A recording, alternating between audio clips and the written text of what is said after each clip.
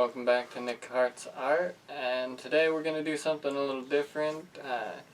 I've been interested in the whole acrylic pouring and decided to go to a craft store and kind of check out some of the supplies, and while I was there I came across this thing here, which is supposed to be a full-blown kit for acrylic pouring and is supposed to come with everything you need.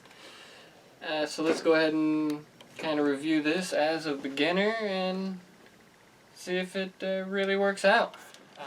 Okay, so we struggled getting it open a little bit, so everything what we got so far is your paints, which comes within assorted colors, and what's labeled as this Magic Clear, which I guess is your silicone additive to get better cells, from what I've been reading. Some mixing sticks, 10 cups, I believe, at least one for each color, a canvas,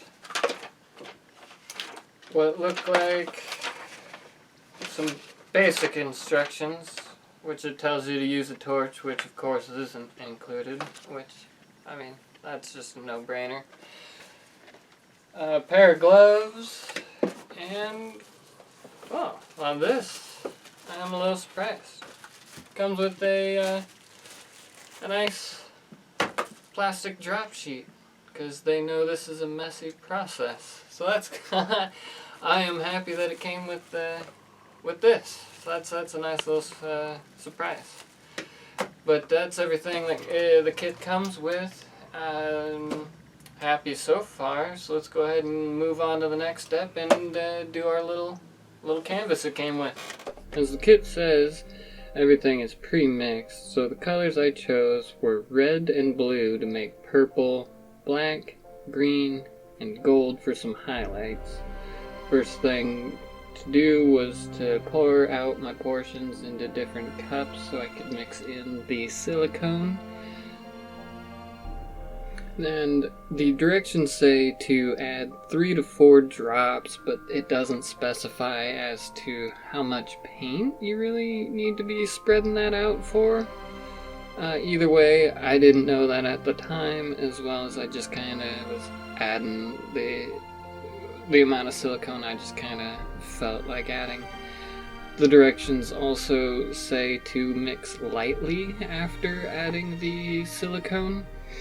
I, again, also didn't know that and just kind of vigorously stirred it up.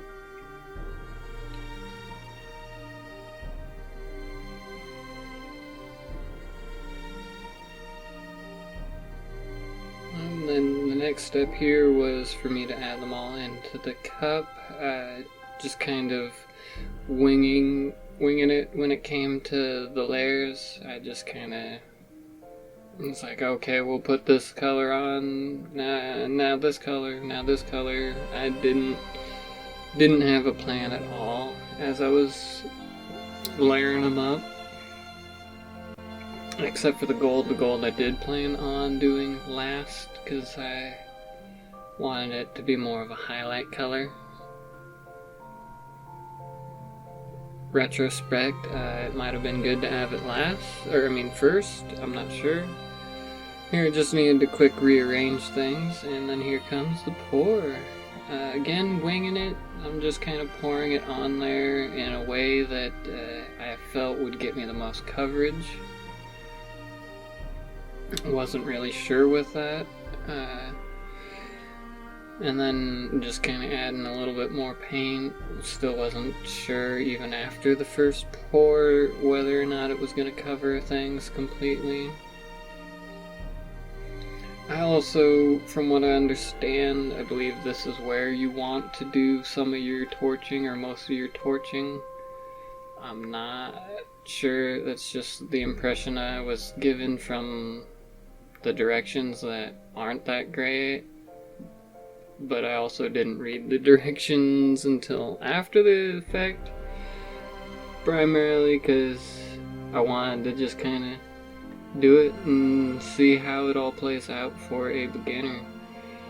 And like I said, I'm just kind of adding colors to help with coverage.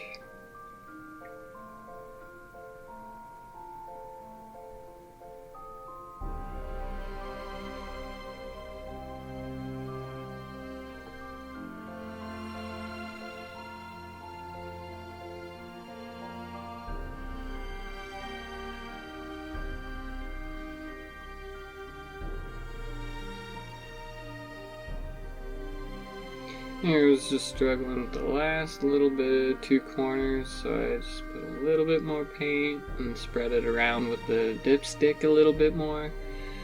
I also kind of wanted to play around with making your own designs with the stick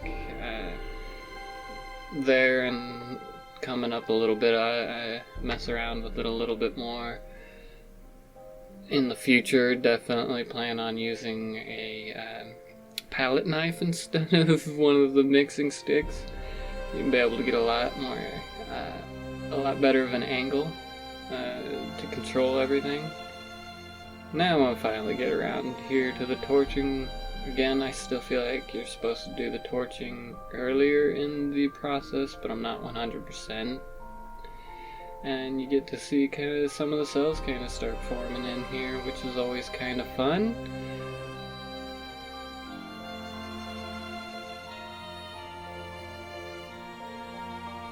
Another thing I also want to try in a future pour project is maybe blowing some of the paint around with a straw or blow dryer or hair dryer earlier on in the process, shortly after you pour it, and kind of see what effects we can get with that. I think it'll be pretty fun. I want to do a lot more pouring. Alright, that was pretty fun. I definitely want to get more into doing acrylic pouring, as well as while doing this whole process, it kind of got me thinking, can you do this with oil paints?